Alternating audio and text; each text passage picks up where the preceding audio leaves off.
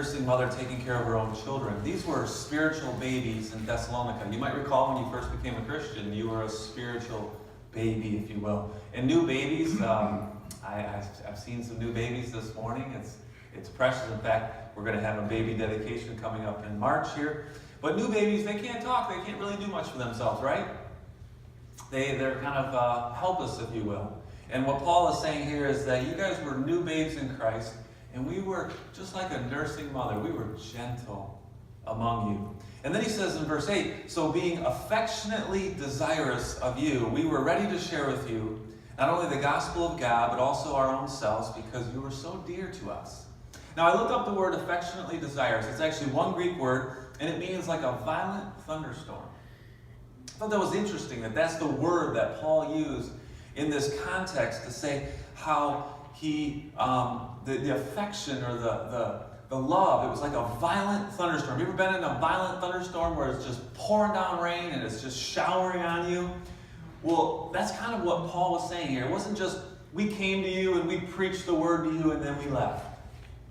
No, it was we came to you and we showered you with the truth and the love of Jesus.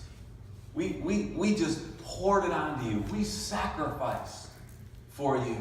We did whatever it took to help you grow up spiritually. Isn't that what a mother does? Doesn't she make tremendous sacrifices? I remember my mom telling me a story of when I was about 2 years old. My parents had just divorced. I only have half brothers and half sisters, and my parents divorced when I was 2, and my mom had really little money. We lived in a trailer in Romeo, and I had gone to my dad's for the weekend, and my mom said that she opened up the cupboards on the Friday afternoon and looked, and she had 1 can of soup for the whole weekend. But I guarantee you that I went to my dad's with a full belly, because that's what mothers do. They make tremendous sacrifices. And she just trusted in the Lord that he was going to get her through that weekend, but she sacrificed for her son. Fast forward to my teenage years, and I watched my mom sacrifice and struggle to raise 3 children on her own. She worked a $10 an hour job in a dentist office, raising 3 children. I watched her make lots of sacrifices. Moms will do anything for their kids, won't they? They just love them that much. I think that's what Paul is saying here is we would do anything for you, like a mother would do for her child. We would do anything for you, Thessalonians, because we love you that much. But I think probably the greatest thing that a mom can do for her children is pray. Is to pray for them. To pray without ceasing, as we'll see later on in 1 Thessalonians. When I was away at college, I didn't quite live for God on purpose, as I like to say, right? We live for God on purpose. But when I was at college, I was not living for God. I was partying and such and doing all the things I probably shouldn't have been doing. My mom prayed.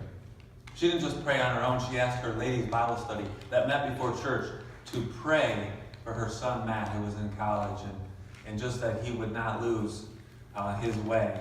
And I had no idea that this was going on, that I was being lifted up in prayer on a daily basis. But my mother had faith, and those women had faith.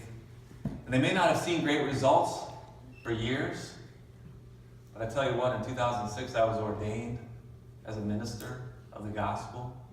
God did a miracle in my life, and some of those ladies came to that ordination. They saw the fruit of their prayers. They saw prayer at work. One of the greatest things moms can do is pray. I'll tell you, our church is in great need of spiritual mothers.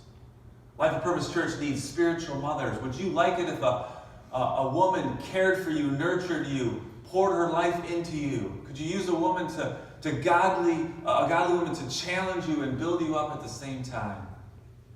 I think you could. I think we all could.